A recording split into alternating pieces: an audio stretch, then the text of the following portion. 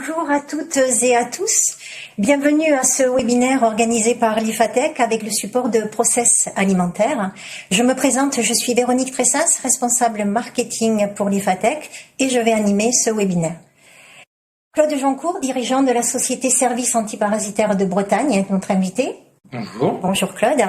À distance, Damien Barrault, responsable technique et responsable du pôle développement innovation pour l'IFATEC. Bonjour Damien. À distance, donc avec nous, sur le plateau, nous avons Arnaud Costard, qui est responsable commercial sur la région Ouest pour l'IFATEC.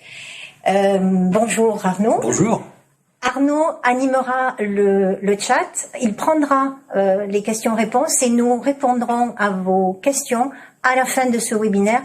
On va faire en sorte de prendre le temps suffisant pour répondre à l'ensemble de vos questions. Donc surtout, n'hésitez pas, posez toutes vos questions. Alors, avant de commencer ce webinaire, pour les personnes qui connaissent peu ou pas l'IFATEC, je vais présenter en quelques mots l'IFATEC. Alors, l'IFATEC, notre mission est de développer des solutions innovantes et efficaces pour lutter contre les rongeurs et pour préserver un environnement sain. Alors, nous sommes présents dans le monde entier sur les marchés professionnels et grand public. Nous sommes le premier fabricant français d'appâts. Oui, mais pas que. Depuis ces dernières années, nous investissons énormément dans le développement de nouvelles solutions de lutte contre les rongeurs. Pour aller maintenant dans notre thématique, qui est risque rongeur, stratégie et défis, on va se poser un petit moment sur les défis. Alors, les défis pour les industriels, on va dire que le premier défi, le défi majeur, c'est le défi zéro rongeur. Pourquoi ? Parce que les rongeurs, font des nuisances sur la santé humaine, la santé animale, donc c'est des risques sanitaires, des risques aussi sur le bâti, puisqu'ils dégradent les bâtiments, ils peuvent souiller les marchandises.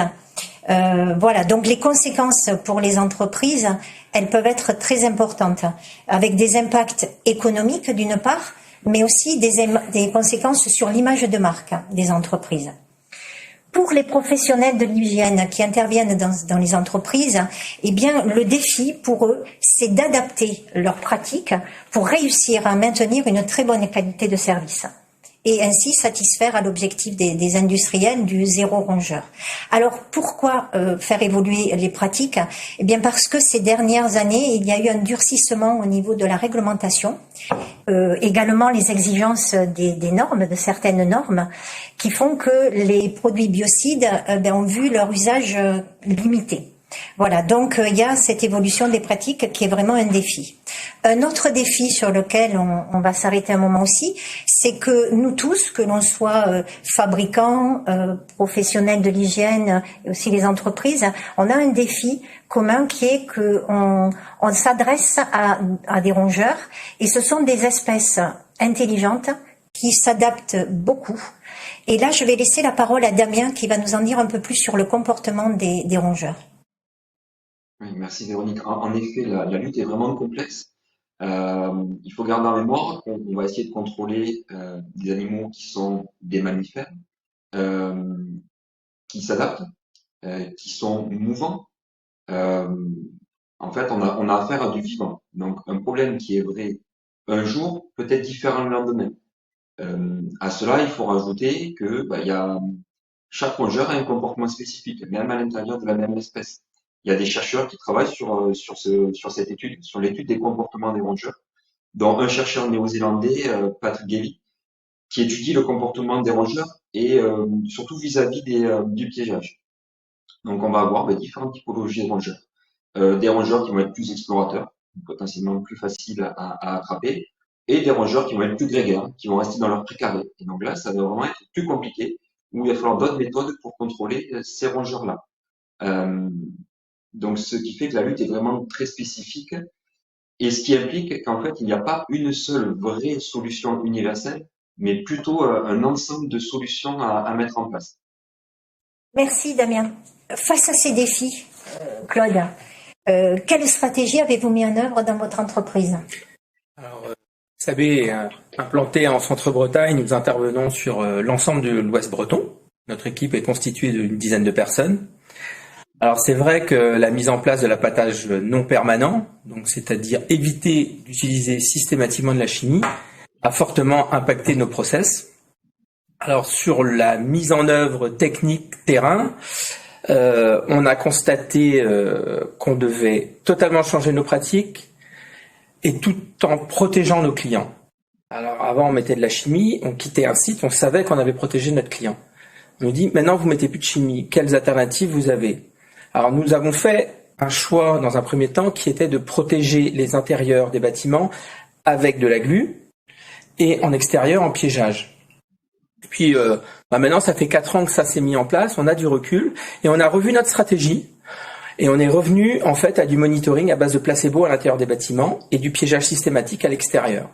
Ça donne de bons résultats d'un point de vue capture, d'un point de vue protection, tout en respectant le cadre réglementaire qui nous est aujourd'hui imposé. Ce cadre réglementaire nous a aussi entraîné à devoir fournir beaucoup plus d'informations à notre client quant à la réalisation de notre prestation. Alors pour s'adapter sur ce point-là, on avait mis en place en amont la dématérialisation de nos process documentaires, donc avec des applis, tablettes et ainsi de suite. Donc ça nous a permis en fait de répondre immédiatement à ce basculement. Et puis ça nous a aussi permis d'être prêts pour basculer pour répondre vraiment aux injonctions qui pèsent sur les professionnels 3D, notamment à passer à la certification nommée la certification CEPA. Ah ben, justement, Claude, la certification CEPA, pour vous qui nous écoutez, est-ce que vous pouvez répondre à cette question? Est-ce que vous connaissez cette certification CEPA? Voilà, si vous voulez bien répondre, ou par oui ou par non. Merci beaucoup. Donc, je vous redonne la parole, Claude. Donc la certification CEPA, on l'a mis en place au sein de l'entreprise. Donc on a eu, à l'heure où je parle, on a eu 2 audits en fait qui ont validé notre stratégie réglementaire, qui ont validé notre stratégie documentaire et qui ont validé notre stratégie technique. Donc ça c'est très important. Donc au jour d'aujourd'hui, on est transparent vis-à-vis de nos clients, on est capable de leur fournir l'ensemble des informations dont ils ont besoin pour répondre eux aux injonctions des auditeurs, qu'ils soient des auditeurs clients ou qu'ils soient simplement des DDPP ou des DTM qui peuvent aussi demander à justifier d'eux vis-à-vis des réglementations. Donc ça s'est parfaitement bien déroulé et ça nous entraîne aujourd'hui à rentrer dans le process de l'amélioration permanente. Donc c'est-à-dire que régulièrement on refait le point, qu'est-ce qui marche pas, comment on corrige. Et en fait le CEPA est un très bon support pour nous entraîner sur cette voie-là. Et ça nous fait progresser énormément parce qu'en fait quand on respecte bien en fait le cadre de la norme, ça répond vraiment aux besoins de l'amélioration permanente et donc on apporte cette amélioration permanente à nos clients. Je reviens à la mise en œuvre technique dont on a parlé en préambule. La modification des process avec le piégeage et le monitoring, ça nous a aussi entraîné à mettre dans la boucle plus de monde chez nos clients. C'est-à-dire que à une époque, on avait la relation avec le responsable qualité. Aujourd'hui, on a la relation avec le responsable qualité, mais il est très important qu'on ait la relation avec le responsable production et qu'on ait la relation avec le responsable maintenance. Si on veut faire de la prévention efficace avec des systèmes anti-intrusion, évidemment que les services maintenance sont en première ligne avec nous. Et ça aussi, c'est une évolution qu'on a dû mettre en œuvre pour répondre en fait à ces nouvelles problématiques qui nous étaient posées. Tout à fait. Donc on voit l'univers des professionnels de l'hygiène se digitalise, les pratiques elles évoluent aussi. Donc de pest control, le professionnel de l'hygiène devient pest manager. Alors comment cela se traduit-il concrètement? On va le voir avec Damien. D'accord. Donc oui, donc comme l'a dit Véronique, on va vraiment passer du pest control au pest manager. Donc comment ça se traduit? Pest manager, l'objectif est d'avoir une vue d'ensemble dans le contrôle des nuisibles. Et pour avoir cette vue d'ensemble, il faut respecter certaines étapes qui permettent de bien analyser le problème. Donc, on a découpé ces étapes avec 3 grandes étapes, avec je diagnostique, je traite, je surveille. Sur la partie diagnostic, qu'est-ce que ça veut dire? En fait, pour être efficace et minimiser l'impact sur l'environnement, le prestataire doit commencer par faire une analyse minutieuse de la situation. Quelles sont les contraintes du site? Quelles sont les normes à respecter? Y a-t-il des risques par rapport à la production, au stockage, au matériel? En fait, il faut être capable d'analyser tous ces risques et même ces risques aller plus loin, hein, pas faire juste de l'analyse de risque, il faut même faire des analyses par zone. Donc, en fonction des différentes zones sur un site, on va adapter nos méthodes de lutte et nos méthodes de contrôle. Donc, une fois qu'on va avoir fait ce diagnostic, on peut commencer à travailler, à réfléchir à la ou aux solutions à mettre en œuvre, donc que ce soit du préventif et du curatif. En fait, ça revient à dire qu'on va faire on va mettre en place une vraie stratégie de lutte. C'est vraiment un point important. Deuxième étape, on passe sur le traitement, donc je traite. Différentes manières de traiter. On peut avoir quelque chose d'un peu nouveau. Ce qu'on va appeler le traitement, moi j'appelle ça le traitement préventif. On va utiliser des solutions anti-intrusion spécifiques rongeurs pour faire barrage aux rongeurs en obstruant les interstices, tout ce qui est ouverture possible, en mettant en place des solutions qui vont permettre de sécuriser les installations électriques, les installations électroniques, qui ont vraiment aujourd'hui beaucoup de valeur et où les rongeurs ont tendance à faire des dégâts assez importants. Donc pour ça, en fait, il faut utiliser du matériel qui est quand même spécifique. Tous les outils pour faire de l'anti-intrusion ne sont pas adaptés aux rongeurs. Donc on va utiliser du mastic spécifique qui est à disposition des professionnels, ou par exemple des mousses expansives aussi, qui sont spécifiques, qui ne vont pas être rongées par les rongeurs. Faut savoir que une chose qui est aujourd'hui beaucoup utilisée, telle que la mousse polyuréthane, au final, ça fait pas vraiment barrière aux rongeurs. Ils aiment bien la grignoter. Souvent, ils se servent des petits déchets, des petites miettes de copeaux pour faire leur nid. Donc pour eux, c'est comme du gruyère. Donc ça fait pas vraiment barrière. Donc il faut vraiment des produits adaptés pour faire on va dire cette hermétisation d'un site aux rongeurs. Après, on va passer sur un autre traitement, le traitement curatif. Donc là, il va falloir s'adapter, adapter les méthodes de contrôle en utilisant, par exemple, en premier lieu du piégeage en fonction du niveau d'infestation et aussi de la configuration du site. Et aussi, on va pouvoir avoir recours à des appâts biocides lorsque c'est pertinent. Donc pour le piégeage, différentes manières de piéger. On va avoir des pièges mécaniques, type tapette, on va pouvoir avoir des pièges à but, des pièges électromécaniques ou des pièges multi-captures qui peuvent être spécifiques souris ou spécifiques rat. Donc tout ça, il faut savoir le mettre en œuvre. Et ça demande une vraie spécificité. Ça change par rapport à l'utilisation d'appât. Lorsqu'on est dans la phase curative, il faut que ça soit beaucoup plus dynamique. Parce que, comme je l'ai dit au début, on va avoir affaire à des rongeurs qui s'adaptent, qui vivent dans un environnement qui bouge. Donc, il faut, au bout d'un certain temps, modifier le plan de piégeage, modifier les endroits où on va placer les pièges, parce que les rongeurs vont s'être habitués, ils vont les éviter. Donc, il faut en fait, la partie piégeage est quand même différente de ce qui se fait sur les appâts. Il faut que ce soit beaucoup plus dynamique. Concernant les appâts, là c'est quelque chose qui est très bien maîtrisé par les applicateurs aujourd'hui. Par contre, ce qui est clé, c'est bien sécuriser la lutte pour rendre les appâts non accessibles aux espèces nocibles, diminuer le risque de contamination croisée, donc en positionnant les postes d'abattage dans des endroits sûrs, où on est sûr qu'on ne peut pas retrouver du produit qui va sortir des postes d'abattage, bien attachés, bien sécurisés. Mais aujourd'hui, comme je disais, c'est quelque chose qui est vraiment bien maîtrisé par les professionnels. Par contre, là où c'est vraiment clé, c'est que un rongeur ne va pas changer son chemin pour rentrer dans un poste. Okay, donc ça veut dire que il faut se mettre au plus près de l'infestation, au plus près des nids, au plus près des zones de passage. Et ça demande, comme Claude l'a dit, de savoir travailler avec toutes les parties prenantes dans une usine. à savoir le personnel de maintenance.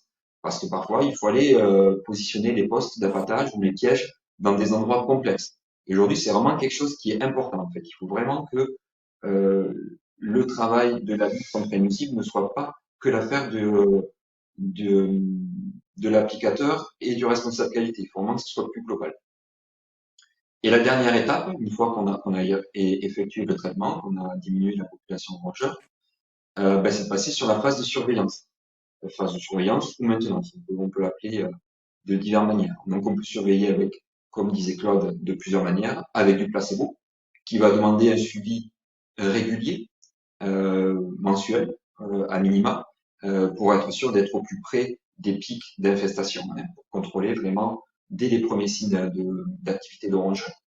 On peut aussi surveiller avec des pièges, pareil, que ce soit des tapettes, des pièges à glu, même si Claude a dit qu'il y avait certaines limites à l'utilisation du piège à glu. Voilà, c'est un bon moyen de faire du monitoring, mais ça, il faut garder en tête que ça demande des visites plus régulières pour être vraiment pas rater le début d'une infestation. Très bien. Merci Damien. Autre question que je vais poser à Damien, c'est, tu viens de dire, Damien, que la surveillance est une étape clé. Donc, quelles sont les innovations technologiques au niveau de la surveillance des rongeurs? Alors, au niveau de la surveillance, on peut donc soit faire classique, comme je disais, avec du placebo, mais il y a des innovations qui sont développées de plus en plus avec des postes d'abattage connectés qui permettent de surveiller à distance et d'avoir l'information dès les premiers signes de l'infestation. Le premier jour où les appâts vont être consommés, on va avoir l'information qui va remonter et ça va permettre de pouvoir réagir plus vite. Hein, la clé, c'est plus on intervient dès le début de l'infestation, moins on a de risque d'avoir des intrusions rongeurs. Par exemple, les postes qui sont développés chez Lifatech sont basés sur une technologie sur des photos. Donc, on va prendre des photos des appâts tous les jours. Et une fois, dès qu'on voit que les appâts sont consommés, on a une alerte qui remonte et le professionnel va être capable d'intervenir rapidement pour mettre en place les mesures nécessaires de contrôle.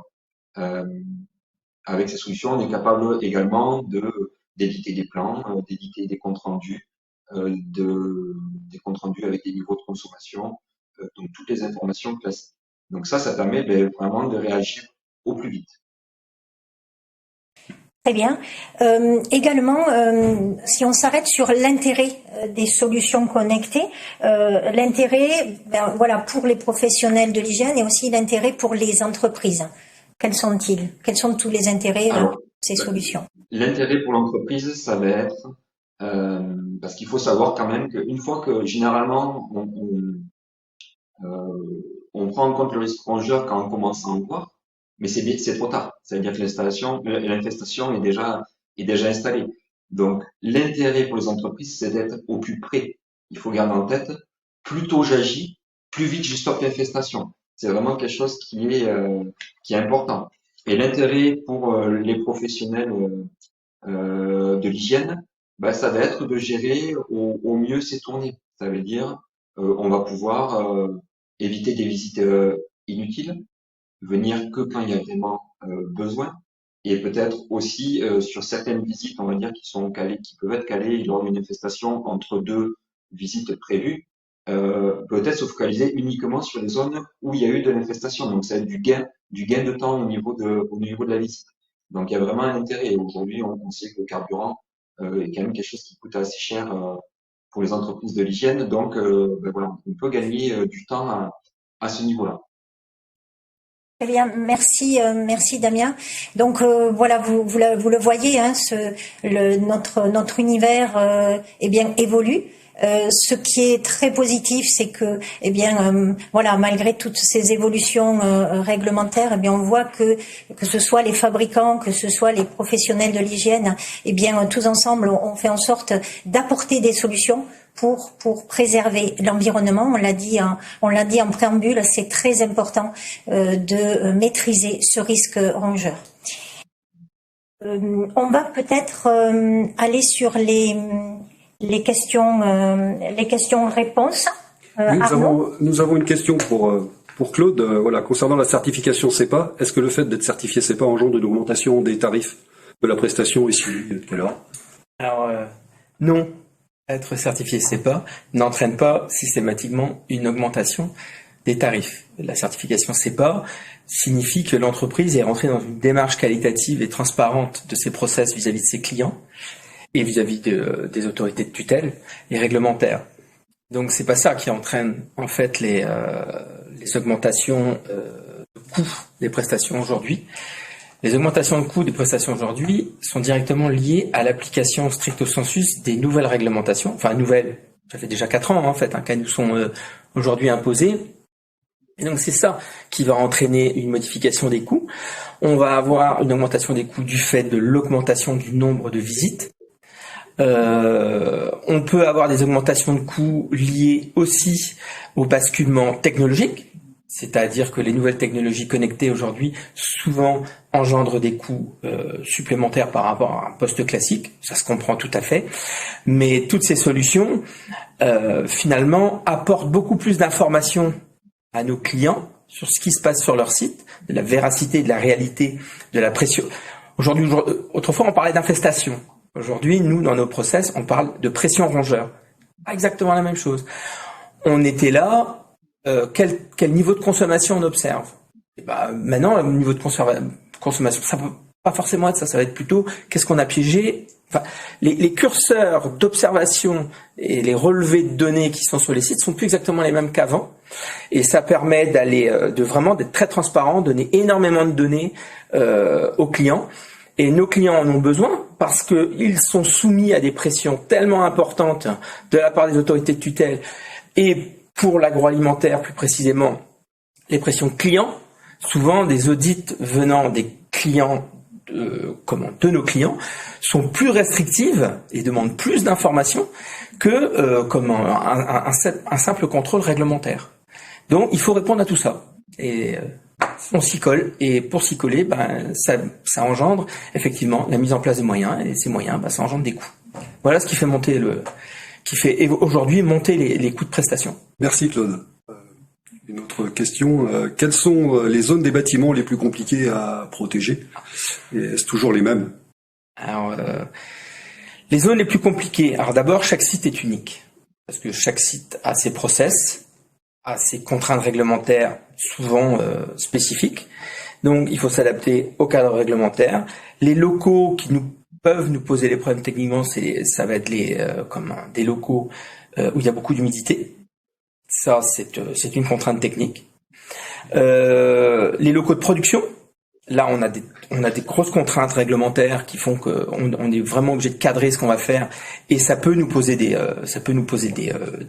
soucis de résultats immédiats. On a aussi la concurrence alimentaire. Donc là, on voit bien que c'est totalement lié au site, parce que un professionnel qui va travailler du maïs ou du blé, il va pas du tout être confronté au même problème qu'un professionnel qui va travailler de la viande, par exemple. Ça va pas du tout être les mêmes contraintes. Et donc, on peut pas vraiment dire que c'est quel type de locaux sont difficiles à protéger, c'est plutôt quel type de process de production sur un site industriel sont plus compliqués ou pas à protéger. C'est pas exactement pareil. Très bien. Y a-t-il des conseils pratiques à donner concernant ces zones difficiles à protéger, Claude? Alors, comme je l'ai dit tout à l'heure, j'ai parlé du fait de l'application des nouvelles réglementations et de l'abattage non permanent, qu'il y avait plus de monde dans la boucle de décision et plus de monde associé à la protection d'un site. On a parlé des responsables maintenance, on a parlé des responsables de production. Donc ces gens-là vont être en première ligne en fait, et vont être associés à la démarche de manière à pouvoir répondre aux besoins. C'est-à-dire que on a une problématique de concurrence alimentaire parce que le stockage d'un produit très appétant pour les rongeurs se fait de telle manière dans l'usine. On va dire on a envie de régler le problème. Bon, pendant quelques jours, on va stocker les produits à un autre endroit qui vont nous permettre de travailler le fond du problème et pour revenir après à des process classiques. Donc là, on met d'autres personnes dans la boucle de manière à répondre à la problématique. Très bien, merci Claude. Une autre question concernant l'herméticité des bâtiments et des locaux. Qui doit réaliser les travaux d'étanchéité? Le prestataire ou le client, Claude? C'est à l'avenant, c'est au choix, c'est-à-dire qu'il y a des services maintenance qui sont appétents de ça, qui vont être contents de le mettre en œuvre, ou le client choisit simplement de pas externaliser cette prestation. C'est à sa discrétion. Nous, on est capable de le faire. Si on voit qu'il y a vraiment un problème, on va d'abord le signaler. Et si tant est que le client ne souhaite pas le faire lui-même, on réalisera les travaux qui sont nécessaires pour obturer et protéger mieux le local. Très bien, merci Claude. D'autres questions? Bon, c'est bon pour le moment. C'est bien. Écoutez, si on a encore quelques minutes, surtout n'hésitez pas à poser encore quelques questions. On a un autre sondage également la question qu'on pourrait vous poser, c'est avez-vous déjà utilisé des solutions connectées? Là, donc vous répondez par oui ou par non, parce qu'on voit que c'est nouveau. Donc voilà, à vous de nous dire si vous en avez déjà utilisé ou pas encore. Hein. Donc on le voit, hein, le professionnel de l'hygiène en fait, voilà, ses pratiques évoluent. Et on va peut-être, et je suis très heureuse de vous présenter aussi notre livre blanc. On a rédigé un livre blanc sur le thème. Le thème aujourd'hui, le thème de notre webinaire, qui est comment protéger les bâtiments et marchandises. Donc ce livre blanc, en avant-première, on le lance aujourd'hui par ce webinaire. Vous pourrez télécharger grâce au lien qui est dans le chat. Voilà, donc écoutez, ce guide, ce livre blanc, voilà, est vraiment un guide pratique qui reprend l'ensemble des informations qu'on a pu vous donner aujourd'hui. Damien, en conclusion, est-ce que tu veux rajouter un point, puisqu'on va terminer ce webinaire? Résumé en fait de la discussion d'aujourd'hui, ce qu'on souhaite mettre en avant, c'est que les professionnels de la désinfection, les professionnels d'hygiène, en fait, doivent être aujourd'hui vus comme des personnes mettant en musique l'ensemble des solutions avec une approche globale. À savoir, ils sont capables de faire le diagnostic, le traitement préventif, curatif, la surveillance. Tout ça pour avoir un contrôle efficace des rongeurs. Mais il faut aussi qu'ils soient vus comme un peu comme des maîtres d'œuvre.